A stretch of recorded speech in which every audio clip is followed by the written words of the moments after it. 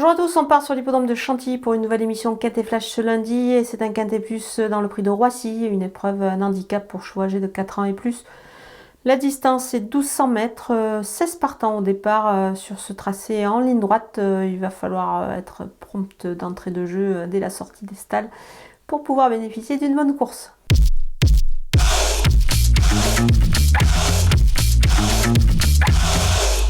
Les bases avec le numéro 2 Purest Time, sa rentrée lui aura fait à mon avis le plus grand bien. Il devrait ainsi se montrer à son avantage dans cette épreuve ici avec une course dans les jambes et puis surtout la salle à cordes et aussi Stéphane Pasquier en selle.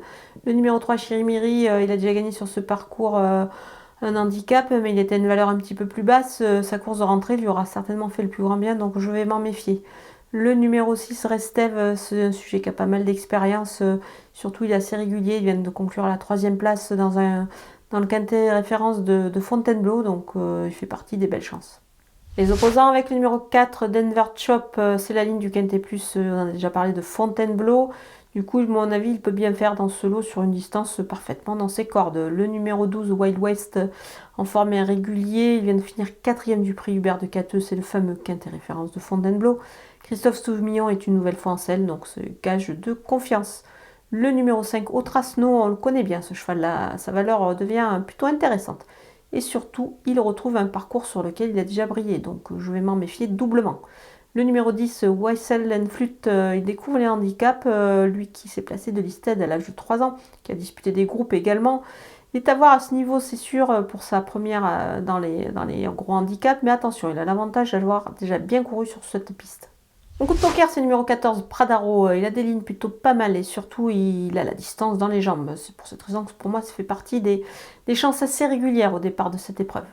Les outsiders avec le numéro 15, Sister of Love, elle a pris 2,5 kg pour sa victoire. Mais bon, je pense qu'elle est capable de confirmer ici. Alors certes, peut-être plus pour une place. Le numéro 16, Cannes, il avait brillé à cette valeur par le passé.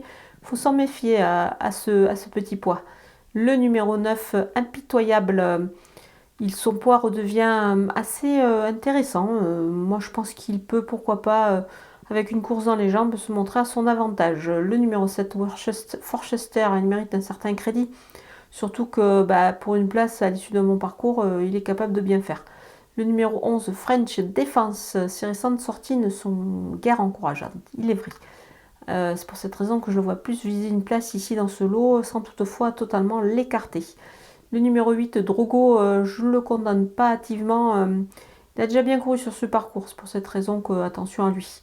Le numéro 1, Bailey's Blues, cette valeur, sa tâche se complique certes un tout petit peu, mais c'est sûr, ce bon cheval revient sur une distance plus réduite, donc du coup plus conforme à ses aptitudes. On termine avec les délaissés et le numéro 13, Kutsun Nakos, il a beaucoup de vitesse, mais attention, il n'a pas de marge du tout. À ce niveau, ça s'annonce un petit peu difficile pour lui. Voilà, on a passé en revue tous les partants de ce Quintet Plus.